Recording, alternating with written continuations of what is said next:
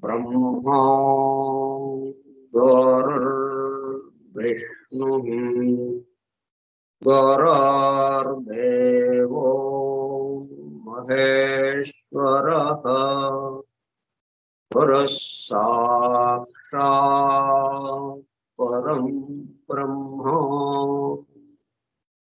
तस्मै श्री गुरवे नमः।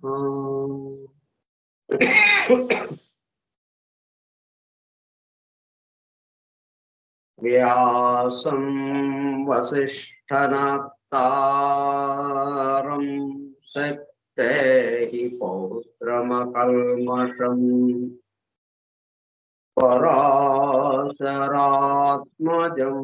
वन्दे सुखतातं तपोनिधिम् शुक्लाम्बरधरं विष्णुं शशिवर्णं चतुर्भुजं प्रसन्नवदनं ध्यायेत् सर्वविघ्नोपशान्तये।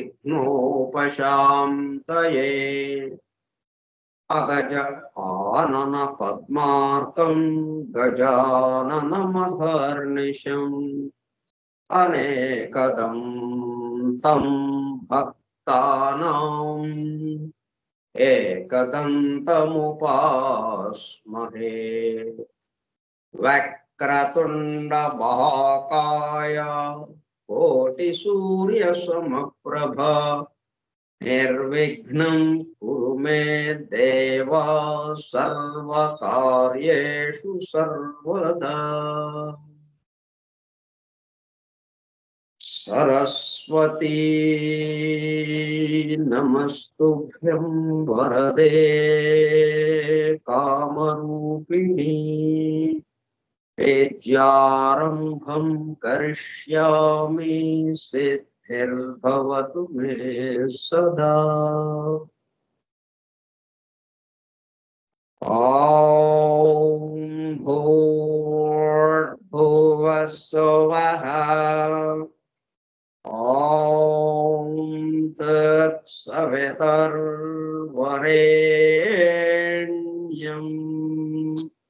भर्गो देवस्य धीमहि धियो यो नः प्रचोदयात्।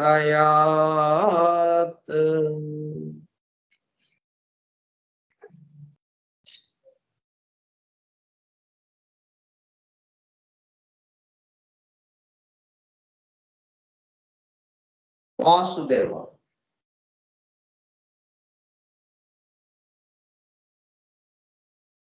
कार्यक्रम परिचय पत्रम।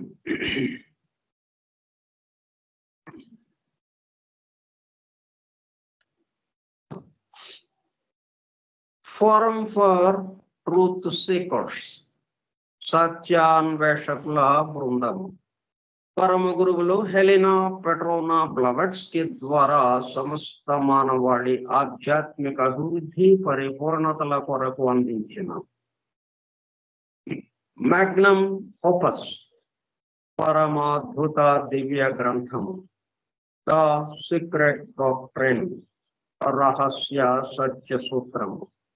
వాల్యూమ్ 1 కాస్మోజెనసిస్, ప్రథమ సంపుటము బ్రహ్మాండోత్పత్తి క్రమము. Part 1 Cosmic Evolution in 7 stanzas from the book of Dhyan. ధ్యాన గ్రంథములోని 7 స్టాంజాస్ లో వివరింపబడిన బ్రహ్మాండ పరిణామం. గ్రంథ పఠనము, అధ్యయనము, అవగాహన, ఆత్మదర్శనము కార్యక్రమము. 141వ పాఠము 21/5/2024 మంగళవారము సాయంత్రం 4:30 గంటలు. The secret doctrine Skype group లో సుదూర ప్రాంతాలలో ఎవరింట్లో వారు హాయిగా విశ్రాంతి తీసుకుంటూ ఏకకాలంలో ఒకేసారి ఏమి చేస్తున్నాము? వింటున్నాము. శాస్త్ర సాంకేతిక రంగములలో ఎంతో వేగముగా పురోగమిస్తున్న ప్రస్తుత కాలంలోని మానవాళి అదే వేగముతో ఆధ్యాత్మిక రంగంలో కూడా పురోగమించుటకు వీలుగా ప్రపంచంలోని అన్ని జాతుల మతముల పవిత్ర గ్రంథములలో పొడుపు కథల రూపంలో అర్థము అయి అవనట్లుగా ఉన్న సృష్టి రహస్యములను, సృష్టి అమెరికా కూర్పును బహిర్గతం చేసి మానవాళికి అందించి వాటి అవగాహన ద్వారా ఆత్మదర్శనము పొందుట అను దివ్య ప్రణాళిక అమలు పరచబడుటకు పరమ గురువులు మేడం హెలినా పెట్రోనా బ్లవెట్స్కీ ద్వారా అత్యద్భుతముగా అందించిన ద సీక్రెట్ డాక్ట్రిన్ గ్రంథములో బాహాటముగా ఇవ్వబడిన అతి నిగూఢములైన సృష్టి రహస్యములు, వాటి మూలము, గ్రంథ హృదయమును చేరు పద్ధతులు తెలుసుకోవాలనే తీవ్ర ఇచ్ఛతో, తపనతో సత్యాన్వేషణలో భాగముగా ఎన్నో నిగూఢ విషయములను మరింత లోతుగా తెలుసుకుంటూ సత్యమును చేరు ప్రయత్నంలో మనమందరము ఇక్కడ చేరాము. దానితో పాటు ఆధునిక విజ్ఞానము యొక్క దృష్టి పథము నుండి తప్పిపోయిన తత్వ దర్శన అన్వేషణలో అనగా సత్యాన్వేషణ కొరకు కూడా ఈ గ్రంథము దగ్గరకు వచ్చాము. The true student of the secret doctrine is a జ్ఞానయోగి అని మేడం బ్లవెట్స్కీ తన చివరి రోజులలో అన్న మాటలను నిజం చేయడానికి మనమందరము జ్ఞానయోగిగా ఒకటకు కూడా ఇక్కడ చేరాము.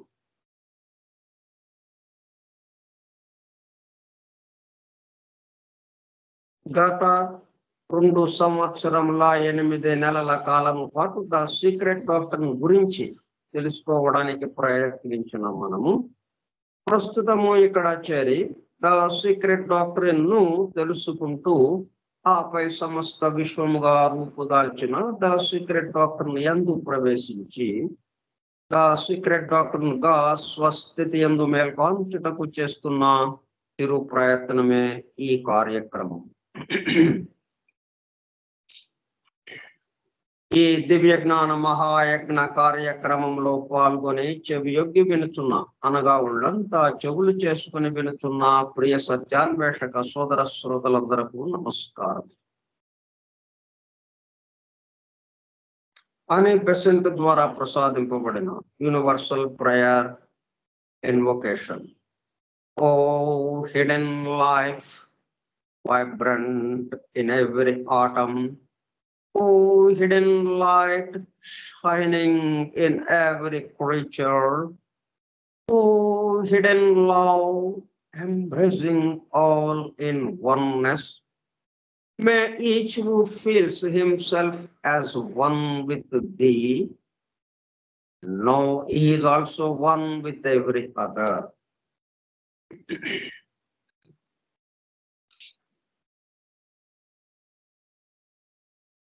అవే పదాలు, అవే మాటలు, అవే వాక్యాలు. మరలా చదువుతున్నాం. ఎందుకు?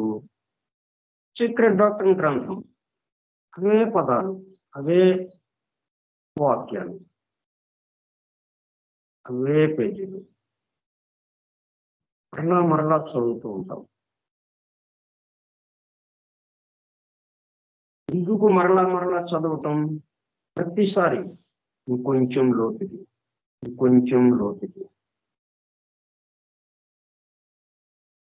మొట్టమొదటిసారి చదివినప్పుడు కన్నా కొంచెం మనకు ఒకళ్ళు పరిచయం అవుతారు. మొట్టమొదట ఎవరో తెలియదు, ఆయన కొత్తగా అప్పుడే మనకు ఎదురుగా నిలబడి ఉన్నారు. హలో, నమస్కారం అండి, ఎవరు మీరు? అట్లా నెమ్మదిగా అవుటర్, బాహ్య రూపము, బాహ్య నామము, ఇట్లాగా వాటి గురించి తెలుసుకుంటాం. మన గురించి వాళ్ళ గురించి. క్రమంగా ఏమవుతుంది? ప్రతిసారి కలిసినప్పుడు ఆయన లోపలికి వెళ్ళటం జరుగుతుంది. ఆయన యొక్క స్వభావం, ఆయన మాటల తీరు, ఆయన యొక్క ఆశయం, దీనికోసం పనిచేస్తున్నారు. అట్లాగా లోతులకి వెళుతూ ఉంటాం. అట్లాగా ఇది ప్రతిసారి చదువుతున్నామంటే లోతుల్లోకి వెళుతున్నాము అని. నిన్న విన్నదానికన్నా మరింత లోతుకి ఇవాళ విన్నప్పుడు వెళ్ళాము. మనకి తెలియకపోవచ్చు, అదలాపంగా అలాగ చదువుతున్నారు. సరే, రోజు చదివేదే కదా అని ఒక చెవి ఇటు వేస్తాం, ఒక చెవి మన చుట్టూ ఉన్న వాటి గురించి వింటూ ఉంటాం, ఒక చెవి ఇటు వేస్తూ ఉంటాం. అయితే అది మనలోకి వెళుతుంది మనకు తెలియకుండానే. మనం ఎట్లాగైతే ఆహారం నాలుక మీద పెట్టంగానే అది లోపలికి ఎలాగ వెళ్ళిపోయిందో, లోపలికి వెళ్తే ఏమైంది? అది శక్తిగా మారిపోయింది. అట్లాగే ఇది కూడా శక్తిగా మారిపోతుంది. వినడం, ఆ విన్నది కాస్త లోపలికి చేరుతుంది, అది శక్తిగా మారుతుంది. మనలో తీసుకురావాల్సిన పరివర్తన తీసుకొస్తుంది. ఇందుకు మరలా చదువుతూ ఉండడం అనేది.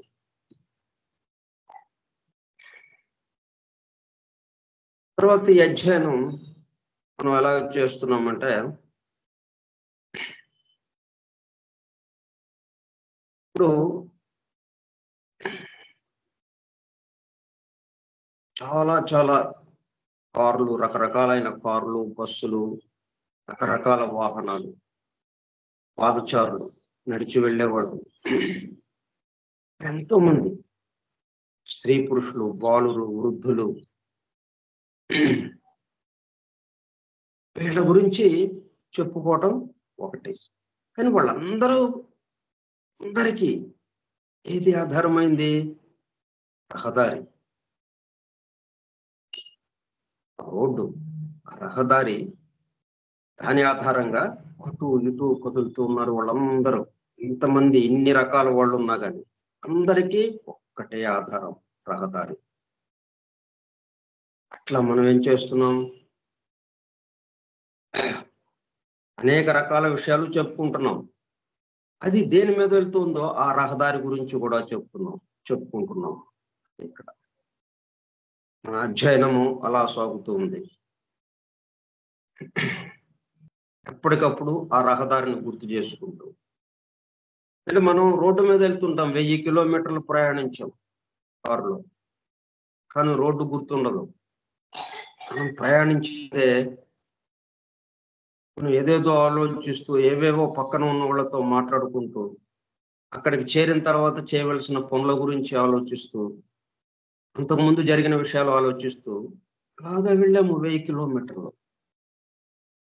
కానీ రహదారి స్పృహలో లేదు. ఇట్లా ఎన్నో విషయాలు చెప్పుకుంటాం, కానీ దానికి ఆధారమైంది ఇది కూడా మనం తప్పనిసరిగా చెప్పుకోవాలి.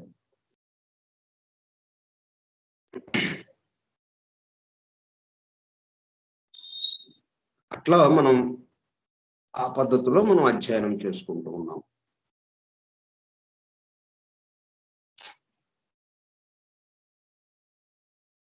మనం ఐఎఫ్ అంటే స్టాంజా 1లో ఉన్నాం.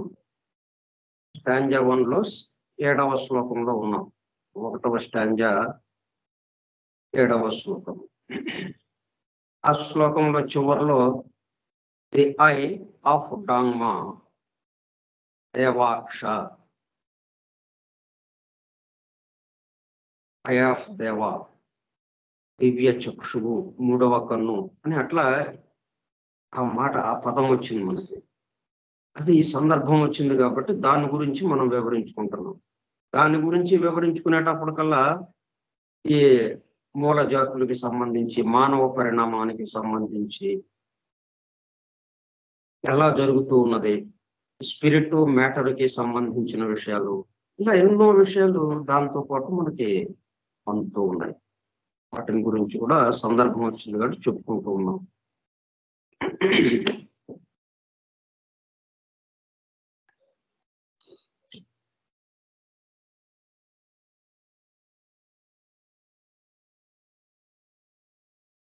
The arhat sees and feels it and regulates his action accordingly.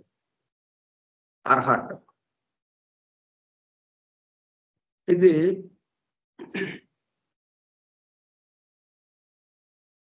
ఈ 7 ఇనిషియేషన్స్ గా ఉంటుంది. ఇది పూర్తిగా పరిపూర్ణ స్థాయికి సంబంధించిన అర్హత చేరడానికి అది 7వ స్థాయిగా.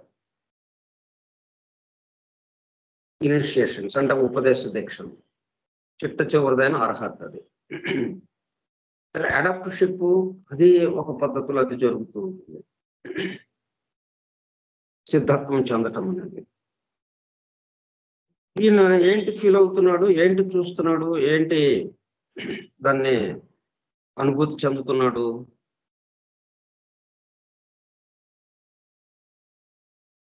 ఐ స్వెల్స్ అండ్ ఎక్స్పాండ్స్, 3వ కన్ను. ఐ స్వెల్స్ అండ్ ఎక్స్పాండ్స్, 3వ కన్ను ఉబ్బటం, అది పనిచేయటం ప్రారంభించినట్టుగా చూస్తారు. అంత ముందు వరకు అది అట్లా స్తబ్దుగా ఉంది. అలాగా ఒక బఠానీ కింద అంత పరిమాణంలో ఒక మాంసపు ముద్దలాగా ఉంది. అది కాస్త ఏమైంది, పీనియల్ గ్లాండ్ అది కాస్త 3వ కన్నుగా పరివర్తన చెందడం మొదలుపెట్టింది. దాని ద్వారా మొత్తం సమస్తాన్ని ఒక్కసారిగా చూడడం. దానివల్ల ఏమైంది, పాస్ట్, ప్రజెంట్, ఫ్యూచర్, కాలము, దేశము మొత్తాన్ని ఒక్కసారిగా దీన్ని దాటిపోయి విశ్వ అతీతంగా కూడా చూడగలిగే స్థితి వచ్చేసింది ఆ కన్ను ద్వారా.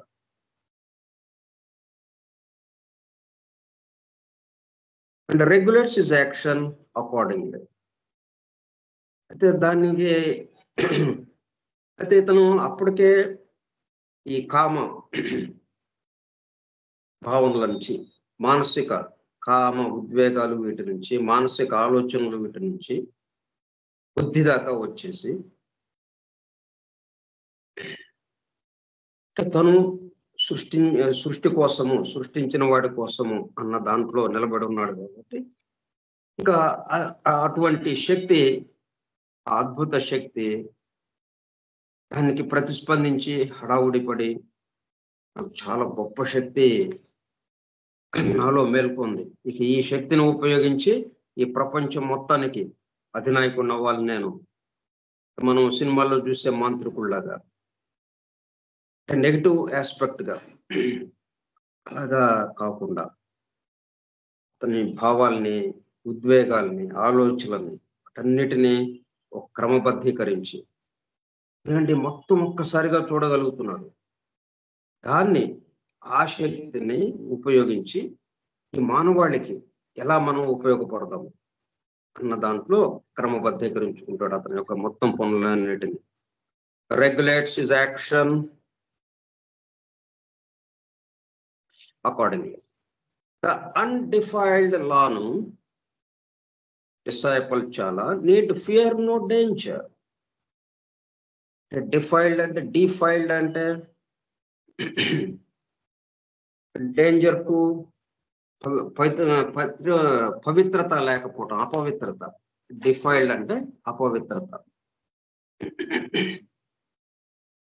Damage the purity. అత్యంత పవిత్రంగా ఉండేది, శుద్ధముగా ఉండేది, దానికి డ్యామేజ్ జరగదు. The tomb was defiled and looted. ఒక పవిత్రమైన స్థలంలో టోంబు కడితే, ఒక స్తంభాన్ని కడితే దాన్ని వేరే వాళ్ళు, మామూలు వాళ్ళు దాన్ని చాలా సామాన్యంగా దాంట్లో ఏదో నిధి ఉందని చెప్పి దాంట్లో నిధి దాచి ఉంచారేమో అన్నట్టుగా మనం దేవాలయాల్ని పూర్వం ప్రాచీనమైనటువంటి గుహల్ని వీటిని తవ్వుతూ ఉంటారు కొంతమంది. అక్కడ నిధి నిక్షేపాలు ఏమన్నా ఉన్నాయేమో అట్లా డ్యామేజ్ చేయటం, దాన్ని పాడు చేయటం, ఆ పవిత్రతని భంగపరచటం, అది డిఫైల్డ్. కానీ అన్డిఫైల్డ్, అటువంటి పవిత్రత భంగపరచబడలేదు ఇతనులో. ఎవరిలో? ఈ అర్హట్లో. అర్హట్తో పాటు ఇంకా వాళ్ళ యొక్క శిష్యులు ఎవరైతే ఉన్నారో, ద అన్డిఫైల్డ్ లాను డిసైపుల్. చాలా అంటే టిబెటన్, లాను కూడా టిబెటన్ వర్డ్. డిసైపుల్ శిష్యుడు, శిష్యత్వం. Need fear no danger. ఇటువంటి ఏమన్నా అతనిలో మేల్కొంటే అతనేమీ భయపడడు. అంటే పవిత్రత అప్పటికే వచ్చేసింది, పవిత్రుడుగా ఉన్నాడు, పవిత్ర ఆత్మతో పవిత్రుడుగా. భావోద్వేగాలకి, ఈ భౌతిక విషయాలకి స్పందించటం. ఎట్లా స్పందిస్తాడు? మొత్తంలో ఒకదాన్నే చూస్తూ ఉండడం వల్ల. ఇప్పుడు వీటికి లోను కాకుండా ఉండడం అనేది. నో డేంజర్, బట్ అతనికి ఏమీ ప్రమాదం లేదు. He who keeps himself not in purity. అయితే మరి ఇట్లాగా పవిత్రుడుగా ఉన్నాడు కాబట్టి చాలా కొన్ని సాధనల ద్వారా, తపస్సు ద్వారా, రోజువారీ జీవితాన్ని ఒక క్రమబద్ధంగా గడుపుకోవటం ద్వారా ఆ పవిత్రతని పొంది పవిత్రుడుగా ఉన్నాడు కాబట్టి అతనికి ప్రమాదం లేదు ఇటువంటి విషయాల వల్ల. ఇట్లా మూడవ కన్ను తెరుచుకోవటం అనే శక్తి అతనిలో మేల్కోవటం, దానివల్ల అంత ప్రమాదం లేదు. కానీ మరి అంటే ఎవరికన్నా ప్రమాదం ఉందా ఇది? He who keeps himself not in purity. ఇప్పుడు ఈ కామ భావాలని, ఈ కోరికలు, భావోద్వేగాలు, ఆవేశాలు, కామ వాంఛలు, వీటిని దాటకుండా ఉన్నవాడు ఎవడైతే ఉన్నాడు వాడేంటి? Not in purity. ఆ పవిత్రతని ఇంకా పొందలేదు, మొత్తం మురికిగా ఉన్నది. ఇంకా ఉతకాలి అతను. ఆ మురికి దుస్తుల్ని ఉతికి శుభ్రం చేయాల్సిన అవసరం ఉంది, ఇంకా శుభ్రపరచుకోవాల్సిన అవసరం, పవిత్రీకరించుకోవాల్సిన అవసరం ఇంకా ఉంది. అటువంటి వాళ్ళకి అంటే ప్యూరిటీ లేదు కాబట్టి అటువంటి వాళ్ళలో వాళ్ళు కూడా ప్రయత్నం చేస్తుంటారు కదా. వాళ్ళు ఈ మాంత్రికులు లాంటి వాళ్ళే కదా మనకి, వాళ్ళు ప్రయత్నం చేసి వాళ్ళు కూడా అనేక రకాలైన శక్తుల్ని పొందుతూ ఉంటారు. వాళ్ళకి ఏమైనా ప్రమాదం జరుగుతుందా? హూ ఈజ్ నాట్ చేస్ట్, పవిత్రత లేని వాళ్ళు will receive no help from the దేవాయ్. అయితే ఈ మూడో కన్ను ఏదైతే ఉందో దాని నుంచి వాళ్ళకేమీ సహాయం అందదు. ఎందుకంటే ఆటోమేటిక్ అది దేవాయ్. పవిత్రత ఏ మేరకు ఉన్నదో, ఈ సమస్త ముందు ఉన్నది ఒకే ఒకటి, అది ఎంతవరకు దర్శించాడో అంత మేరకే అది విచ్చుకుంటుంది. కాబట్టి ఇప్పుడు అనేకత్వంలోనే ఉంటూ ఈ భావోద్వేగాల్లో పూర్తిగా భౌతిక సుఖాల పట్ల, ఉద్వేగాల పట్ల ఈ కామ శరీరము, ఈ భౌతిక శరీరము, ఈ 2 శరీరాల్లోనే ఉంటుంది. అంతవరకే పరిమితమైన వాడికి అంతవరకే అది మూసుకుపోయి ఉంటుంది. అది తెరిచి, అది తెరవబడి, వీడికి మొత్తం అనేక రకాలైన శక్తులు అతనికి అందింపబడి, దాని ద్వారా అతనికి ప్రమాదము, మానవాళికి ప్రమాదం కలిగే స్థితిని అది కలగనివ్వదు. ఆ దేవాయ్ నో హెల్ప్, దాని నుంచి ఏ మాత్రము సహాయము అందదు. ఎవరికి సహాయం అందుతుంది? పవిత్రులుగా ఉన్న వాళ్ళకి, undefiled లాను. Unfortunately not. The Deva exists no more for the majority of mankind.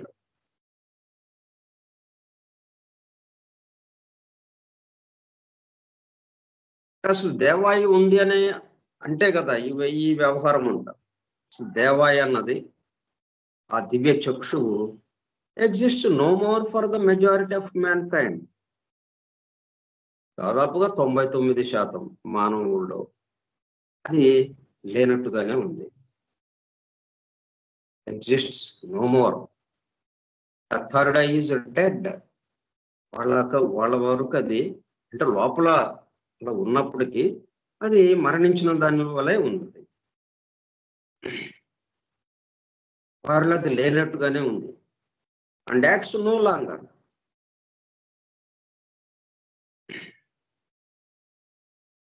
ఇంకా అది లేనప్పుడు అది పనిచేసేది ఏముంటుంది? ఇక అది జీవించి ఉండి, బతికి ఉండి, జీవించి ఉంటే అప్పుడు అది పని చేయటం ఉంటుంది. కాబట్టి అది మృత శరీర భాగంగా ఉంది. అది మృత శరీర భాగంగా ఉంది కాబట్టి అది పని చేయటం అనేది ఏమీ లేదు. దాని నుంచి ఏమాత్రము సహాయం అందటం కానీ, దాని ద్వారా మనం పని చేయటం కానీ ఏది లేదు. అది ఏమీ పని చేయకుండా అలాగా స్తబ్దుగా ఆగిపోయింది. No longer. But it has left behind a witness to its existence. అట్లాగని మనం పూర్తిగా అది లేదని చెప్తామమ్మా. అది ఉంది. దైవము మనకి తెలియడం లేదు కాబట్టి దైవం లేదండి మనం పెద్దగా చాలా దర్జాగా చెప్తాం. దైవం ఎక్కడున్నాడండి? దైవం లేడు, ఎవరు లేరు. అది జరుగుతూ ఉంది ఈ ప్రకృతిలో ఇదంతా జరుగుతుంది అంతే అన్నట్టుగా చెప్తాం. ఎందుకంటే అది మనకి లేనట్టుగా ఉంది.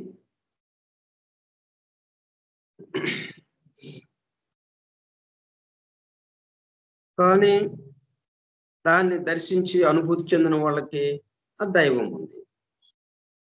అంటే ఎట్లాగా వాళ్ళకు ఒక పరికరం ఏర్పాటైంది. వాళ్ళకి ఏదైనా మనం చూడాలి, తెలుసుకోవాలంటే ఒక పనిముట్టు కావాలి, ఒక పరికరం కావాలి. మనం సుదూర తీరాల్లో సుదూరంగా ఉన్నటువంటి అంతరిక్షంలో ఎన్నో నక్షత్రాలు అంతకుముందు తెలియదు మనకి. ఇప్పుడు జేమ్స్ వెబ్ టెలిస్కోప్ వచ్చిన తర్వాత కొన్ని లక్షల కిలోమీటర్ల దూరం, కాంతి సంవత్సరాలకి సంబంధించి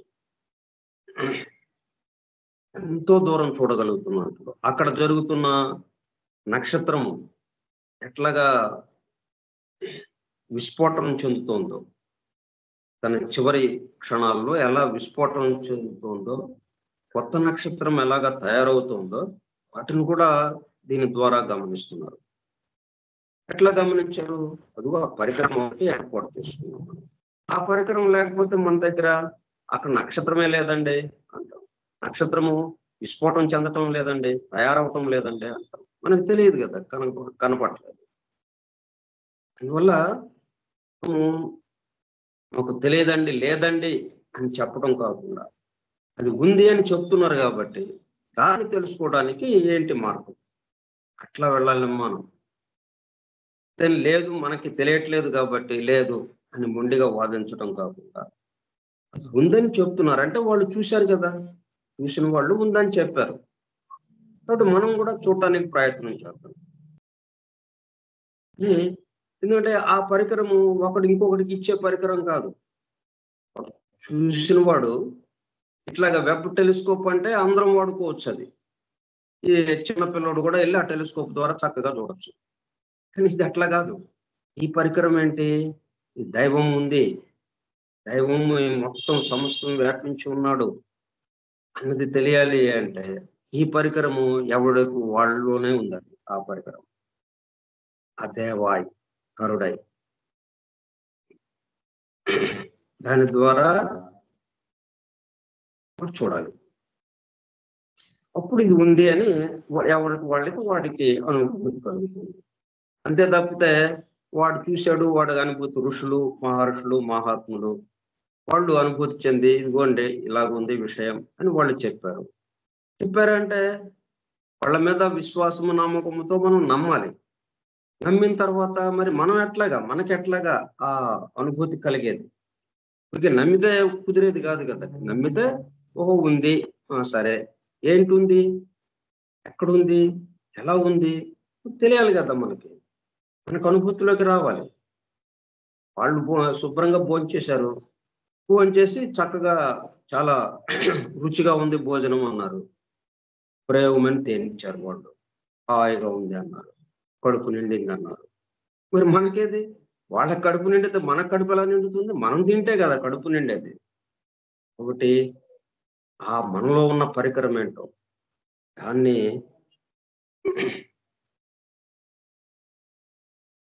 అది ఆ పరికరాన్ని మనం డెవలప్ చేసుకోవడం, అభివృద్ధి పరుచుకోవడానికి ప్రయత్నం చేయాలి. మనలో ఉంది, అది నిద్రాణ స్థితిలో ఉంది. దాని పట్ల మనం మేల్కోవటం. దాన్నేమి మనము ఆ పరికరాన్ని మనం అభివృద్ధి పరచడం కాదు. అభివృద్ధి పరచడం అంటే అది శుభ్రంగా అభివృద్ధిగానే ఉంది, ఇప్పటికిప్పుడు నువ్వు చూస్తావా చూడు అన్నట్టుగా రెడీగా ఉంది, అది సిద్ధంగానే. కానీ చూసేవాళ్ళు మనం ఎవరము? ఇప్పుడు నేను అంటున్నాము కదా. మనం ఎవరిని గురించి అంటున్నాం? దేహాత్మ గురించి అంటున్నాం. దేహాత్మ చాలా దేహానికి పరిమితమైనటువంటి విషయంతో ఉన్నాం మనం. కాబట్టి మనకి భౌతికం వరకే మనం సర్దుకోగలం, కానీ అంతకు మించి మనకి వాటి పట్ల మనం మేల్కోలేదు. కాబట్టి వాటి పట్ల మేల్కోవాలంటే మనల్ని నడపడానికి ఎవరైతే మనలోకి వచ్చారో, మనకి సహాయం చేయడానికి ఎవరైతే మనలోకి వచ్చారో ఆ జీవాత్మతో మనం స్నేహం చేయటమే మార్గం. ఒక్కటే, వేరే ఏం లేదు. జీవాత్మతో స్నేహం చేసామా మొత్తం దృష్టంతా మన చేతిలోనే అనుకుంటుంది. అప్పుడు దేవాయి పూర్తిగా విచ్చుకుంటుంది. దేవాయి విచ్చుకుందంటే మొత్తం ఒక్కసారిగా చూస్తాం. ఈ సమస్త ముందు వ్యాపించి ఉన్నటువంటి ఒకే ఒక్కడు ఎవరైతే ఉన్నారో సమస్తాన్ని ఒక్కసారిగా దర్శించగలుగుతాం.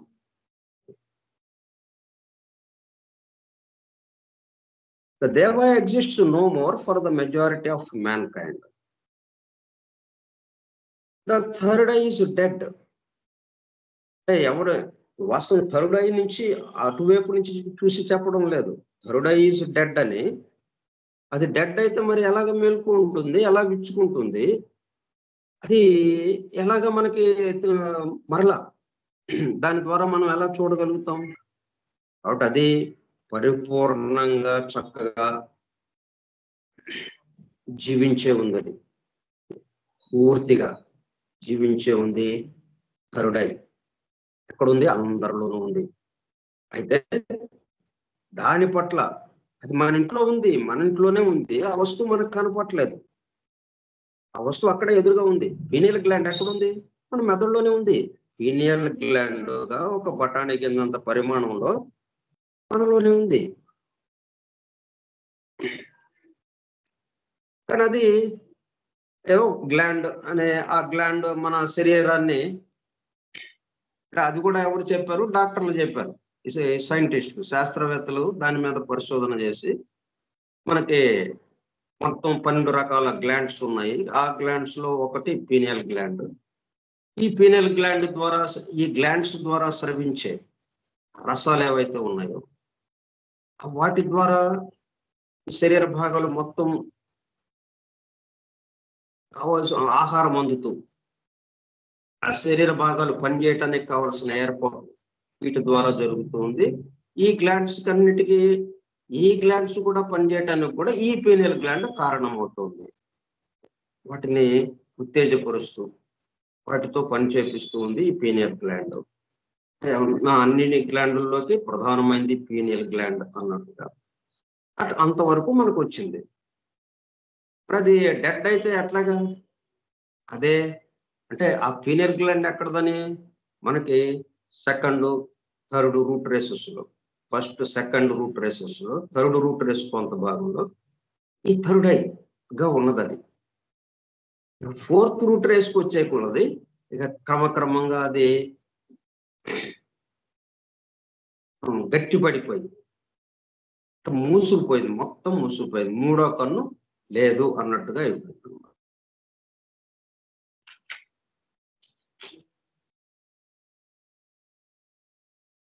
It is dead and acts no longer, but it has left behind a witness to its existence. కానీ అది ఉంది అని చెప్పడానికి witness to its existence. This witness is now the pineal gland. అది ఉంది అని మనం ఎలా చెప్పగలుగుతున్నాము? ఒకప్పటి మూడవ కన్నే ప్రస్తుతము పీనియల్ గ్లాండ్ గా మన మెదడులో ఉంది. As for the four-armed men, it is they who become the prototypes of the four-armed Hindu gods. మనకి దేవతలు ఎక్కువ భాగం 4 చేతులు, 8 చేతులు, 12 చేతులు, అలాగా ఎన్నో రకాలుగా ఉన్నాయి. ఎక్కువగా 4 చేతులతో ఉన్నటువంటి విష్ణుమూర్తిని మనం చూసుకుంటాం. అది ఎట్లాగొచ్చింది? అది మనకి ఫస్ట్ సెకండ్ రూట్ రేసుల్లో ఉన్నటువంటి వాళ్ళకి 4 చేతులు, 2 ముఖాలు, 4 ముఖాలు అలాగా ఉన్న ఇది ఉన్నది. దానికి నమూనాగా మనల్ని ఆ దేవతల రూపంగా తీసుకొచ్చారు. వాటిని ఫోర్-ఆర్మ్డ్ హిందూ గాడ్స్. వాస్తవంగా అప్పుడు ఉన్నారు, ఒకప్పుడు ఉన్నారు. వాళ్ళు ఉన్నారు అన్నట్టుగా మనకేం చేశారు? ఈ దేవతల రూపాలకి ఆ 4 చేతులు తగిలించారు. 4 చేతుల్లో ఉన్న దేవతల రూపం అది అన్నట్టుగా. అంటే అది ఉంది ఒకప్పుడు అన్నదానికి నమూనాగా ఇప్పుడు ఇక్కడ ప్రోటోటైప్స్ గా ఫోర్-ఆర్మ్డ్ గాడ్స్ గా ఉన్నాయి. అట్లాగే మనకి ఒకప్పుడు మూడో కన్ను ఉంది అని చెప్పడం కోసం ప్రస్తుతం అది పీనియల్ గ్లాండ్ గా మన మెదడులో అది ఉంది. ఇప్పుడు ఉన్నది ఏదైనా కానీ ఒకప్పుడు అద్భుతమైనటువంటి శక్తి సామర్థ్యాలతో ఉన్నవి. అవి ఏమైంది? ఎందుకు మరి అవి తగ్గినాయి? ఎందుకంటే ఇది మ్యాటర్లోకి వస్తూ ఉంది. ఈ మొత్తము భౌతిక స్థితిలోకి సొలిడిఫై అవ్వటానికి, ఘనీభవించడానికి వస్తూ ఉన్నాయి. ఇవంతా నీరు ఘనీభవించటానికి, సూక్ష్మం నుండి స్థూలానికి వస్తుంది. కాబట్టి క్రమక్రమంగా అన్ని ఘనీభవిస్తూ 4వది వచ్చేటప్పుడు కల్లా, అంటే అట్టడుగున, ఈ సర్కిల్ యొక్క అట్టడుగున, మనం నిన్న చెప్పుకున్నట్టుగా ఆ జైంట్ వీల్ యొక్క అట్టడుగుకు వచ్చేటప్పుడు కల్లా కొద్ది భాగమే కదా మనం చూసేది. అదే జైంట్ వీల్కి పై భాగానికి చేరినప్పుడు, అంటే ఒక సర్కిల్ లాగా ఉంటుంది కదా జైంట్ వీల్. ఇట్లా అడ్డంగా ఉన్నది ఉంటుంది, అడ్డంగా సర్కిల్ గా ఉన్నది ఉంటుంది. మనం చెప్పుకునేది నిలువుగా ఉన్నది. నిలువుగా ఉన్న జైంట్ వీల్ అట్టడుగున ఉన్నదేమో చాలా కొద్ది భాగం చూస్తాము. ఆ ఎగ్జిబిషన్ లో ఆ జైంట్ వీల్ ఉన్న పరిసరాల వరకే చూస్తాము. ఆ ఎగ్జిబిషన్ మొత్తం మనకు కనపడదు అసలు. అది ఒక 5 ఎకరాలు 10 ఎకరాలు మేర ఆక్రమించి ఉంటుంది. అది కొంచెం భాగం చూస్తాము అట్టడుగున ఉన్నప్పుడు. అది భౌతిక స్థితి, అంటే డి గ్లోబ్ అని అంటాము. అది ABCD, అంటే 4వ మూల జాతి, 5వ మూల జాతి ఇట్లాగా వస్తూ ఉంటుంది. ఇక ఇక్కడి నుంచి మళ్ళీ పైకి వెళ్ళటమే కదా. ఇక కింద దాకా వచ్చి ఇంకా కిందకి వెళ్ళటం లేదుగా, ఇంకా ఇక మళ్ళీ పైకి. వాడు తిప్పడం ఒకేలాగా తిప్పుతున్నాడు. వాడు తిప్పడం పైకి ఒకసారి కిందకు ఒకసారి అన్నట్టు కాకుండా గుండ్రంగా తిప్పుతూనే ఉన్నాడు. వాడు కిందకు వచ్చాం, కింద నుంచి మరలా పైకి ఎగేయటం ప్రారంభమైంది. అట్లా పైకి ఎగిసి వెళ్తూ ఉండగా మళ్ళీ పూర్తిగా ఉన్నత స్థితికి ఆ పైన ఉన్నటువంటి ఎగువన ఉన్నటువంటి దాంట్లోకి వచ్చాం. అక్కడ ఉండేటప్పటికల్లా మొత్తం కనిపించింది మనకి. ఎగ్జిబిషన్ ఆ ఊరు మొత్తం కనిపించింది దాదాపుగా. ఇక్కడ కనిపించిన దానికి అక్కడ కనిపించిన దానికి ఎంత తేడా వచ్చింది? అదే మూడో కన్ను ద్వారా చూడడం అంటే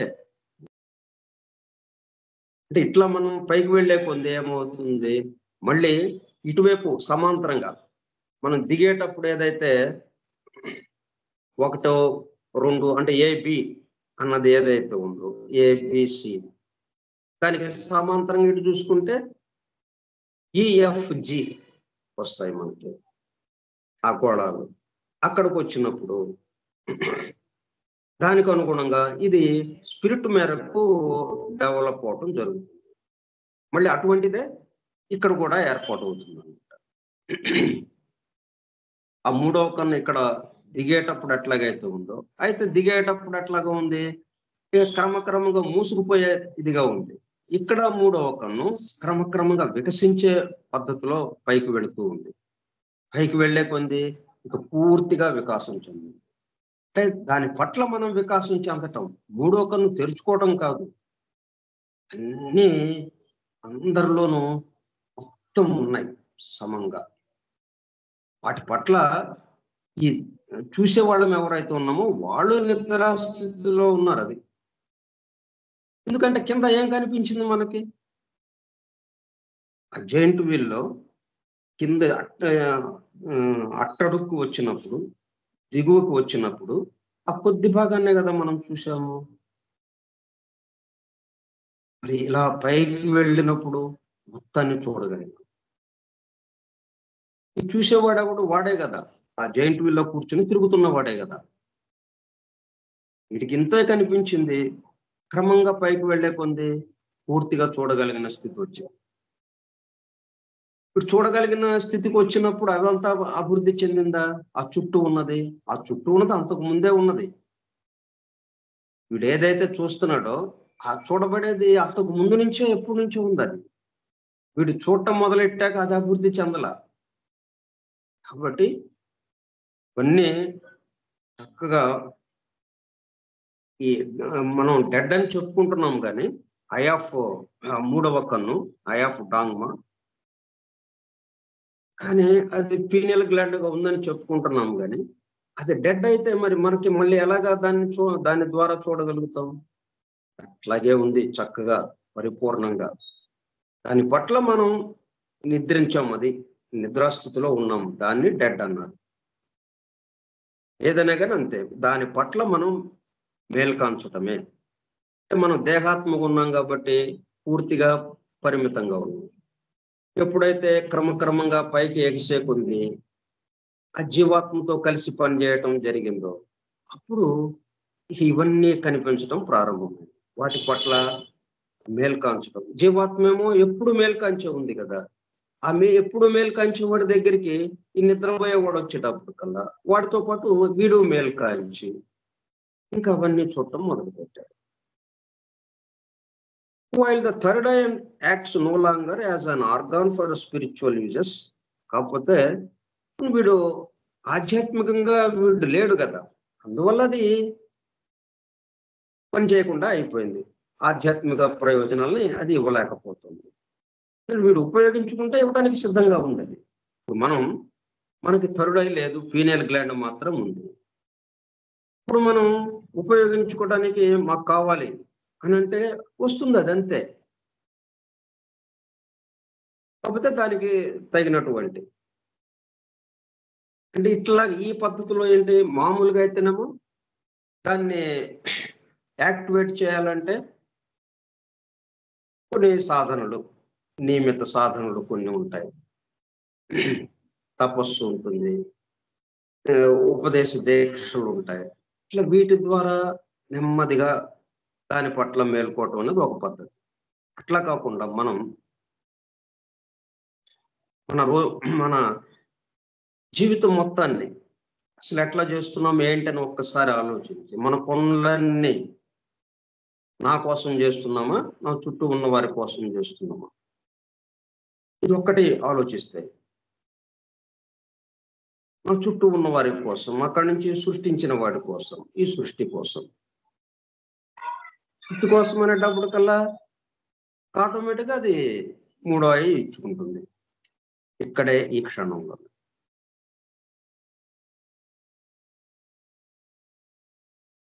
Nevertheless, the pineal gland has a vital role to perform as a physical organ. ప్రస్తుతం ఏం చేస్తుందంటే, ఏదైతే ఈ సమస్తాన్ని మన చేత దర్శింప చేయగలదో, దీని ద్వారా మనం దాన్ని దర్శించగలము, ఈ సమస్తాన్ని ఒకటిగా దర్శించగలము, ఏకత్వానుభూతి పొందగలము, ఆ తరుడై పీనియల్ గ్లాండ్ గా తను కూడా పరిమితమై, ఇట్లా మనం పరిమితమయ్యాము, అట్లాగే మనకి సంబంధించిన మొత్తం పరిమితమైపోతాయి కదా. దైవం కూడా పరిమితం అయిపోతుంది కదా. జలమంతా ముంచుగడ్డ కట్టుకుంది, ఇంకా ఎక్కడ మొత్తం పరిమితమే కానీ అపరిమితం లేదు. ఇక దాంట్లో పరిమితం అయిపోయింది. దాంతో ఏమైంది, ఆ తరుడై కూడా పరిమితం అయిపోయి గడ్డగట్టినట్టు అయిపోయి పీనియల్ గ్లాండ్ గా ఇక్కడ మన దగ్గర ఉంది. అయితే అది మామూలప్పుడు ఎట్లాగైతే అత్యున్నతమైనటువంటి పనులు చేస్తుందో, ఇక్కడ కూడా ఉన్నతమైన పనులే జరుగుతూ ఉన్నాయి పీనియల్ గ్లాండ్ గా ఉండి. It is the hierarch of the endocrine system of the physical body. Endocrine system అని మనకి 5-6 రకాలుగా ఉంటాయి మనకి సిస్టమ్స్.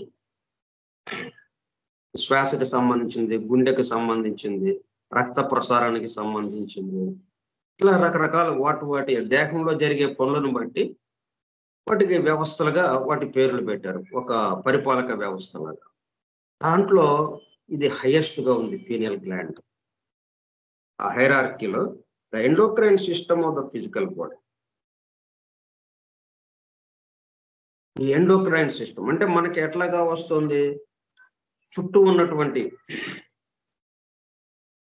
ఏథరిక్ బాడీలో నుంచి ఏథరిక్ బాడీలోకి ముందు శక్తి ప్రసారమై, ఆ ప్రాణశక్తి అక్కడి నుంచి మన భౌతిక దేహాన్ని ఆనుకుని ఉన్నటువంటి 1 అంగుళము 2 అంగుళాల మేర వ్యాపించి ఉన్నటువంటి ఇదే రూపంతో, అంటే 2 పక్క పక్కన పెడితే ఒకేలాగా ఉంటాయి, కవల పిల్లలు అన్నట్టు ఉంటుంది, అందుకనే డబుల్ అన్నారు, ఏథరిక్ డబుల్. ఆ ఏథరిక్ డబుల్ ద్వారా ఎక్కడికి వస్తుంది, మన సోలార్ ప్లెక్సస్ నాభి దగ్గరకు వస్తుంది. అక్కడి నుంచి ఈ చక్రాల ద్వారా, షట్చక్రాలు, సహస్రారము, వీటి ద్వారా ముందు వాటికి పంపిణీ జరుగుతుంది.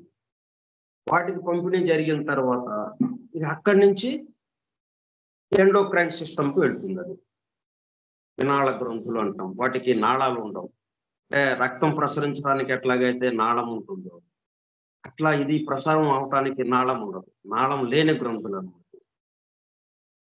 ఈ గ్రంథుల ద్వారా ప్రసారం అవుతుంది ఆ శక్తి. ప్రసారమై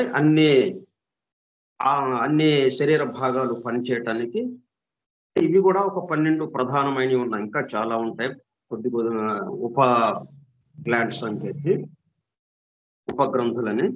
అట్లాకుండా ప్రధానంగా 12 గ్రంథులు పనిచేస్తూ ఉన్నాయి. ఆ 12 గ్రంథులు ఈ శరీర భాగాలన్నిటికీ 12 రకాలైనటువంటి వాటిగా మార్పు చేసి వాటి శక్తి, ప్రాణశక్తిని వాటికి అందజేస్తూ ఉంటే అవన్నీ పనిచేస్తూ మనం ఇట్లాగా మనం మామూలుగా భౌతికంగా మనం పనులు చేసుకోవటం కానీ దేహంతో ఇప్పుడు కూర్చుని ఇట్లా మాట్లాడుకుంటున్నాము, వింటున్నాము, ఇవన్నీ కూడా ఈ పని చేయటంలో ఈ మొత్తం గ్లాండ్స్ అన్ని పనిచేస్తున్నాయి. దాంట్లో ఈ పీనియల్ గ్లాండ్ కూడా పనిచేస్తూ ఉంది. అంటే ఆ ఊహాశక్తికి కావలసినటువంటిది ఆ పీనియల్ గ్లాండ్ మనకి ఇస్తుంది.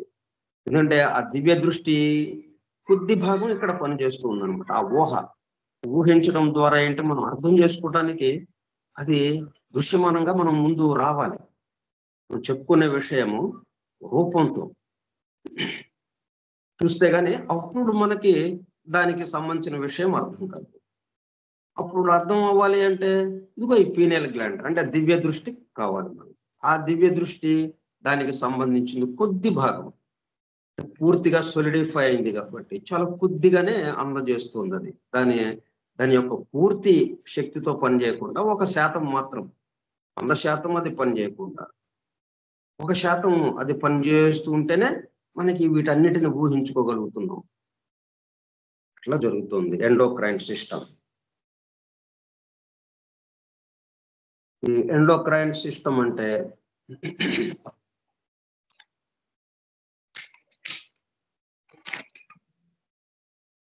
12 glands, adrenal, top of each kidney work hand in hand with the hypothalamus and pituitary gland, maintain blood pressure and regulate metabolism.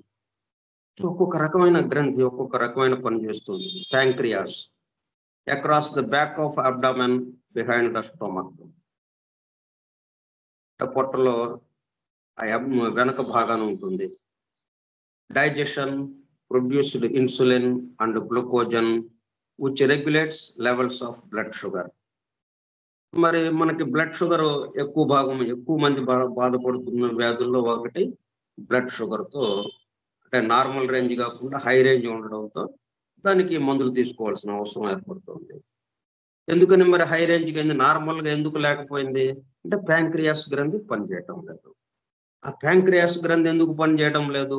ఈ గ్రంథులన్నిటిని పనిచేయించే పీనియల్ గ్లాండ్ ఏదైతే ఉందో అక్కడికి సరిగా అది పనిచేయడం లేదు. అది ఎందుకు పనిచేయటం లేదు? దానికి రావాల్సినటువంటి శక్తి, ప్రాణశక్తి ఇది సరిగా అందుకోలేకపోతుంది. ఇదంతా ఎందుకయింది? మొత్తం ఎవరి దగ్గర ఉన్నారు?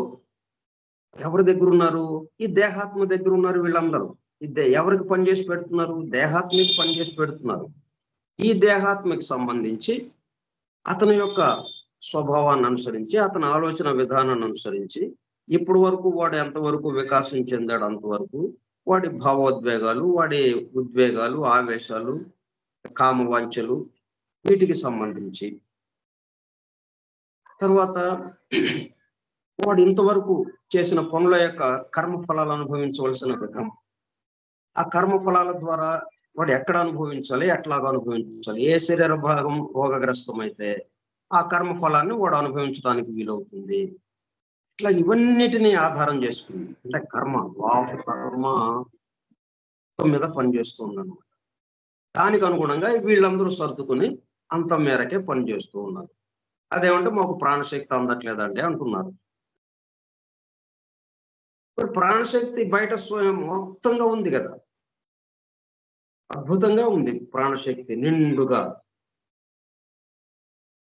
మరి ఎందుకు కొద్దిగానే వస్తుంది వీళ్ళకి అంటే ఆ దేహాత్మకి సంబంధించి. అదే దేహాత్మ జీవాత్మతో అనుసంధానమై ఇద్దరు కలిసి పనిచేస్తుంటే అప్పుడు ఈ ప్రసారము తిన్నగా అయిపోతుంది.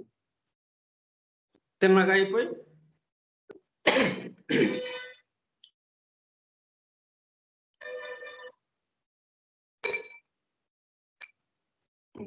ఈ గ్లాండ్స్ అన్ని ఎవరి పనులు వాళ్ళు చేస్తుంటారు.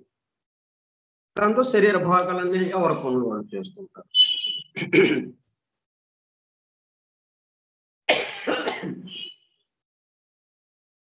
ఇలా థైరాయిడ్, పిట్యూటరీ, పినియల్ గ్లాండ్,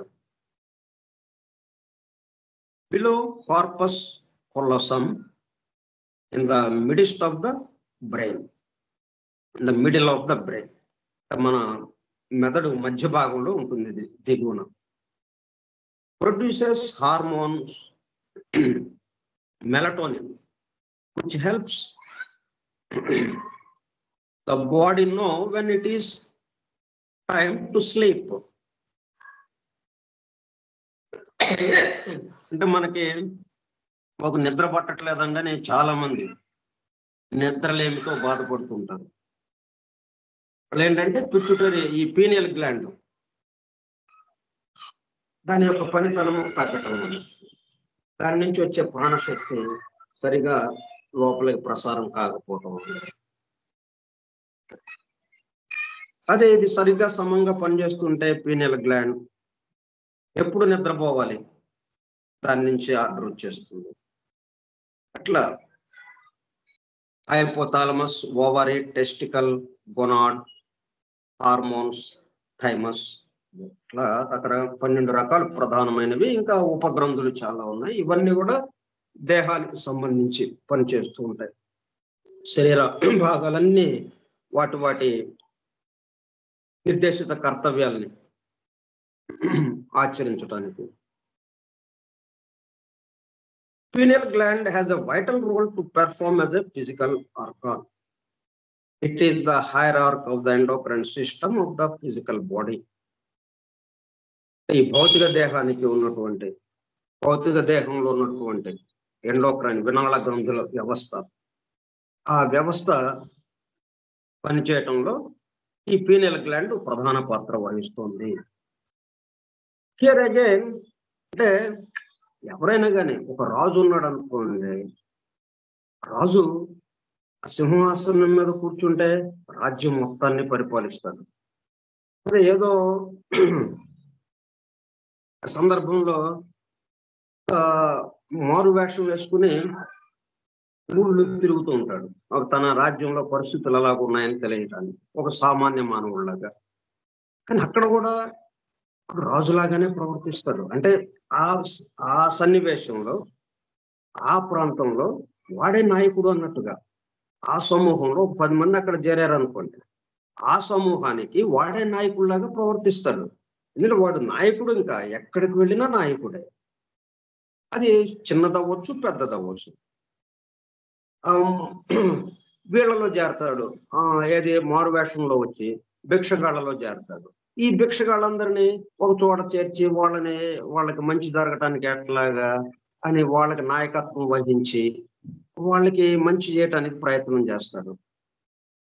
ఆ రాచరికము, ఆ నాయకత్వము, ఆ లీడర్షిప్, అది ఎక్కడికి వెళ్ళినా కానీ లీడర్ గానే ఉంటాడు. అట్లాగే ఇది హరుడై, మూడవ కన్ను,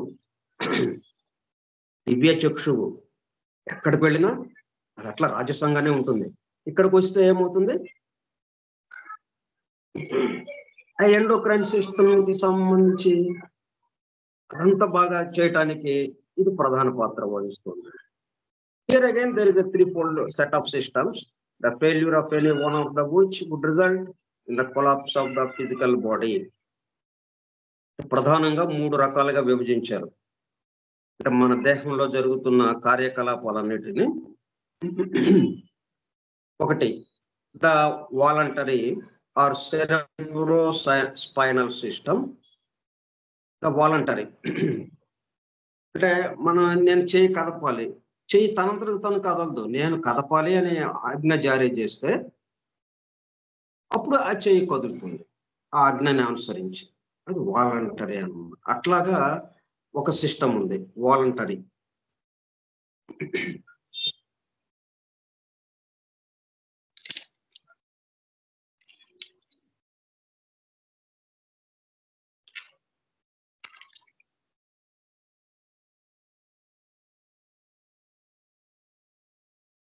స్వేచ్ఛాపూర్వకమైన, ఇతరుల ప్రోద్బలంలో కాక స్వచ్ఛందంగా వాలంటరీ.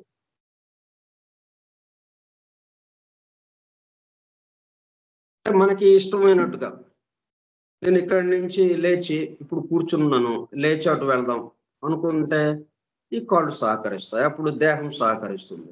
దేహం లేచి కాళ్ళతో నడుచుకుంటూ అటు ఎక్కడికి వెళ్ళాలనుకుంటే అక్కడికి వెళ్తాం. ఇదంతా వాలంటరీ దాంట్లోకి వస్తుంది.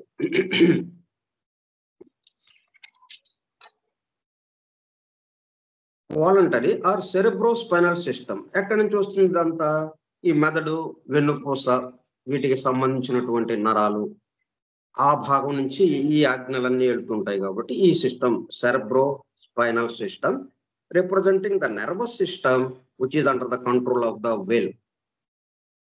మన యొక్క సంకల్ప శక్తి ఏదైతే ఉందో, విల్ పవర్, దాని యొక్క అధ్యయనంలో ఈ మొత్తం సెరెబ్రోస్పైనల్ సిస్టమ్, ఇవన్నీ ఆజ్ఞలన్నీ దేని ద్వారా వెళ్తున్నాయి? నరాల ద్వారా వెళ్తున్నాయి. కాబట్టి ఈ నర్వస్ సిస్టమ్ మొత్తం కూడా దీని అధ్యయనంలో ఉంటుంది. ఇది ఒక పద్ధతిలో. ఈ శరీరాన్ని మొత్తాన్ని 3 భాగాలు చేస్తున్నప్పుడు ఇది ఒక భాగం.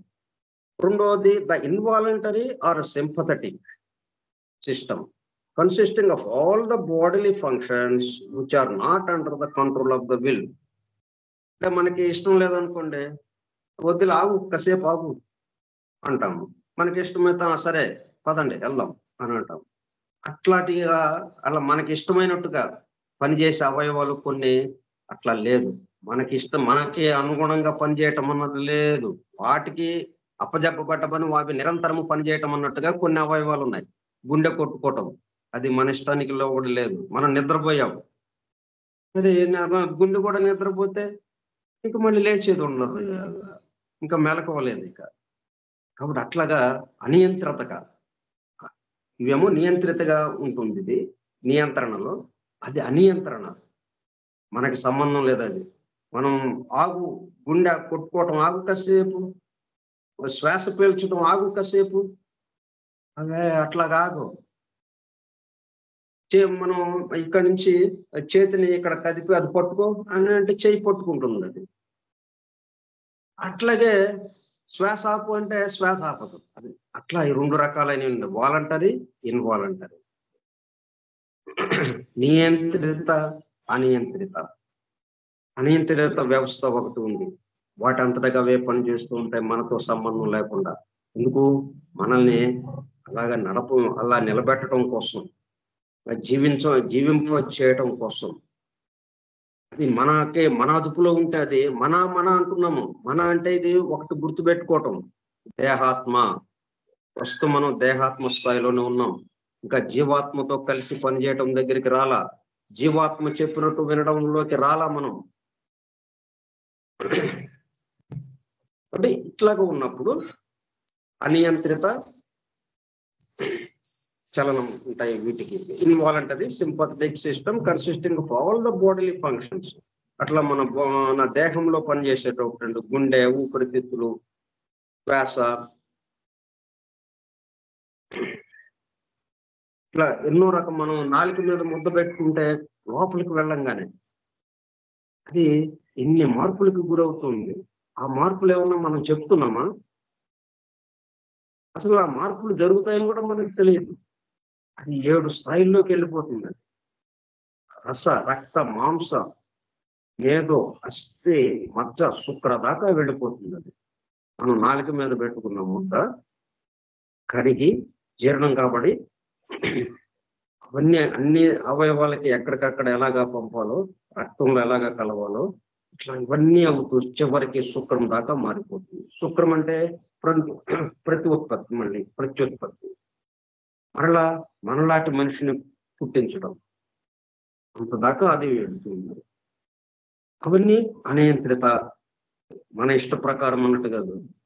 నోట్లో ముద్ద పెట్టుకుని కొద్దిగా మింగిన తర్వాత వద్దులే, బయటకు వదిలేసే, బయటకు ఊసే బయటకు ఊసే అంటే అట్లా ఊయదు అది. అరే ఏదన్నా మన పడని వస్తువు ఏదో ఉంటే అప్పుడు అది ఊస్తుంది. అది కూడా దాని ఇష్టం, మన ఇష్టం కాదు. మనం చెప్పామని ఊయదు, మనం చెప్పామని లోపలికి మింగదు. ఇన్వాలంటరీ. అలాగే మూడోది ప్రధానమైనది ఇంకొకటి ఉంది. The endocrine system composed of 12 glands which discharge their vital secretions directly into the bloodstream under the dominance of the pineal gland. ఎందుకు పీనియల్ గ్లాండ్ గురించి చెప్పుకుంటున్నాం అంటే ఆ థర్డ్ సంబంధించింది. అంటే ఎట్లాగ మార్పులు జరుగుతాయో, అంటే సృష్టి స్థితిలో జరిగే మార్పులు మరలా ప్రళయ స్థితిలోకి వెళ్ళినప్పుడు, అక్కడి నుంచి మరలా సృష్టి స్థితిలోకి వచ్చేటప్పుడు జరిగే వ్యవహారంలో మనము ఈ సృష్టి స్థితిని ఉపయోగించుకుని ప్రళయ స్థితి దాటిన తర్వాత వచ్చే మళ్ళా సృష్టి స్థితిలోకి ఒక అడుగు ముందుకు వేయటానికి ఇది ఎలా ఉపయోగించుకోవాలో ఇక్కడ దీని ద్వారా మనకు తెలుస్తుంది. అందుకని దీని గురించి కొద్దిగా వివరంగా చెప్పుకుంటున్నాం. మిగతా విషయాలు మనం ఈ 3 సిస్టమ్స్ గురించి కొంచెం చెప్పుకుని ఆ తర్వాత విషయాల్లోకి వెళ్తాం.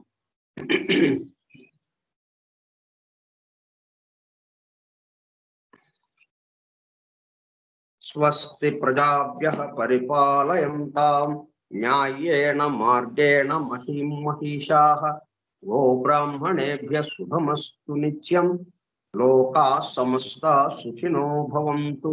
లోకా సమస్త సుఖినో భవంతు. లోకా సమస్త సుఖినో భవంతు. ఓం శాంతి శాంతి శాంతి. మన అధ్యయనం రెండుగా జరుగుతుంది. రెండు విషయాలను ఏకకాలంలో చెప్పుకుంటున్నాం.